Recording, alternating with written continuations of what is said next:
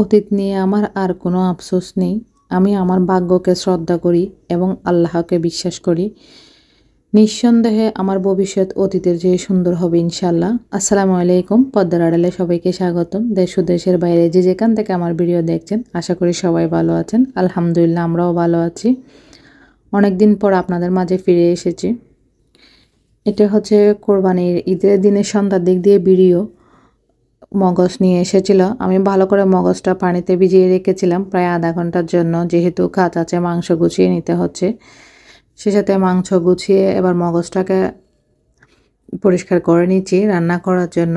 উপর থেকে যে লাল লাল রক্তের কভার যেটা আছে উপর থেকে, সেটা ভালো করে পরিষ্কার করে নেব এইভাবে। আসলে এতদিন আপনাদের মাঝে ভিডিও দিতে পারি নাই, কারণ হঠাৎ একটা ভিডিওর মধ্যে প্রবলেম হয়েছিল, যার কারণে ভিডিও আপনাদের কাছে দিই নাই। কারণ আমি কারো থাম্বনেল, কারো টাইটেল, কারো ভিডিও ইউজ করি না। নিজের যোগ্যতায় যতটুকু পারি অতটুকু সুন্দরভাবে গুছিয়ে আপনাদের সাথে পরিবেশন করার চেষ্টা করি।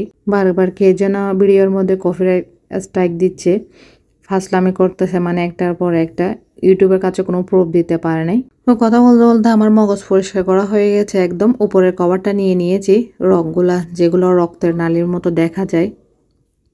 এবার ছোট ছোট পিস করে কেটে নেব সুন্দর করে এটাকে, কারণ আমার বাচ্চারা এইভাবে ছোট ছোট পিস করে কেটে রান্না করলে মগজটা খেতে পছন্দ করে। আবার একদম ঘুটে ভালো করে রান্না করা যায়। যেহেতু আমার বাসার সবাই এভাবে খেতে চায়, তাই আমি এভাবে রান্না করতেছি কেটে ছোট ছোট করে।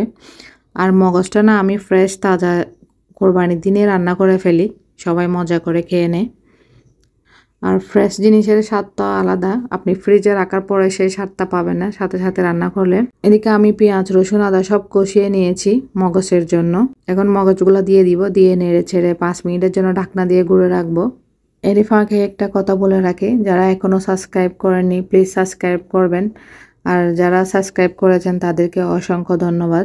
কথা বলতে বলতে আমার মগজ হয়েও আসছে। এখন দিয়ে দিয়েছি ধনিয়া পাতা। এ পর্যায়ে আমি চুলা বন্ধ করে দেব। মগজটা আমরা কোরবানির দিন রাত্রে খেয়ে ফেলি। এটা হচ্ছে কোরবানির আগের দিন সকালে বাজার নিয়ে এসেছিলাম। যেহেতু কোরবানির সময় সব কিছু মার্কেট বন্ধ থাকে, যার কারণে অনেকগুলো সবজিও নিয়ে এসেছি। ভেন্ডি, করলা, লতি, সাথে কাঁচামরিচ, টমেটো, চাল কুমড়া সবগুলা নিয়ে এসেছিলাম, কারণ এক সপ্তাহ প্রায় 10 দিন মতো বাজার তেমন একটা পাওয়া যায় না। বাজারগুলো গুছিয়ে রেখে দিচ্ছি। সাথে মুরগিও নিয়ে এসেছিলাম অনেকগুলা, এগুলা পাট পাট করে ফ্রিজে রেখে দেব। সাথে অল্প কিছু মিক্স মাছ নিয়ে এসেছিলাম। যেহেতু কোরবানির পরপর বাজার সব বন্ধ থাকে, যার কারণে বাজারও তেমন একটা যাওয়া হয় না। আজকের ভিডিওটা এইটুকুই। সবাই ভালো থাকবেন, সুস্থ থাকবেন। আসসালামু আলাইকুম।